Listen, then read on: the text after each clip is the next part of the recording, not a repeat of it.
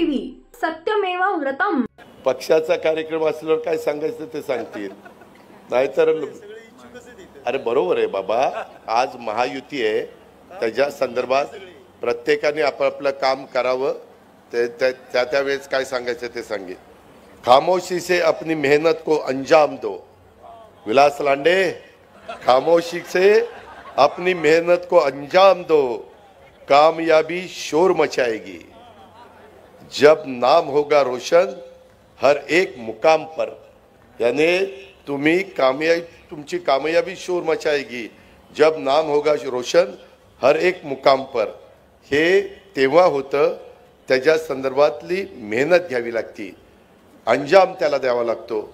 नाहीतर इथं कितीतरी जण म्हणत होते, ती पंडित गवळी पण कानात येऊन, दादा विलास कुणाकडे हो, कुठे पंडित कुठे।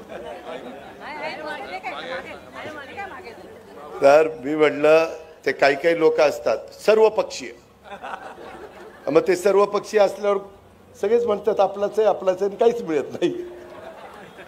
त्याच्यामुळं विलास काहीतरी आम्ही घेतलाच ना निर्णय।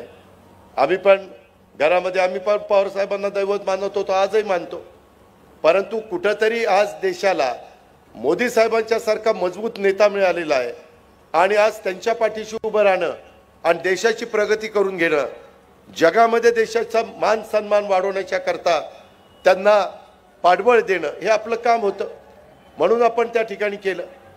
परंतु तळ्यात मळ्यात मग ते काहीच कळत नाही।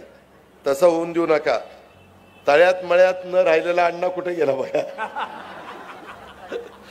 त्याच्यामध्ये मी अधिक न बोलता खूप काही गोष्टी बोलण्यासारख्या आहेत, परंतु मी माझे आता दौरे पण महाराष्ट्रात वाढवणार आहे। मी कालच सांगितलं की आता मी अर्थसंकल्प सादर केलेला आहे, त्याच्यामुळे मला तिथलं काम इतकं 7 दिवस राहिलेलं नाही आहे।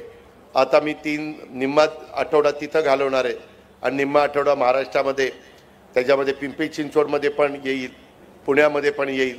सगळ्याच गोष्टी आपण मिळून मिसळून त्या ठिकाणी करू। परंतु हे सगळं करत असताना प्रत्येक लोकप्रतिनिधींनी वैयक्तिक स्वार्थ हा त्या ठिकाणी आपला कुणाचाच माझ्या सकट राहता कामा नये, अशा पद्धतीनं आपण सगळेजण पुढे जाण्याचं काम करू, अशी मी आपल्याला सगळ्यांना आग्रहाची विनंती करतो।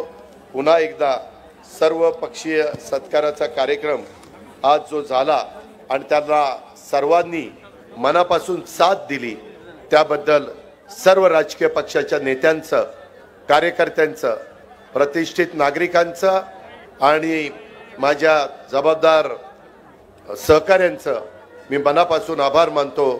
पुढच्या वाटचालीच्या करता अण्णा बनसोडेला मनापासून हार्दिक शुभेच्छा देतो आणि या ठिकाणी थांबतो। जय हिंद, जय महाराष्ट्र।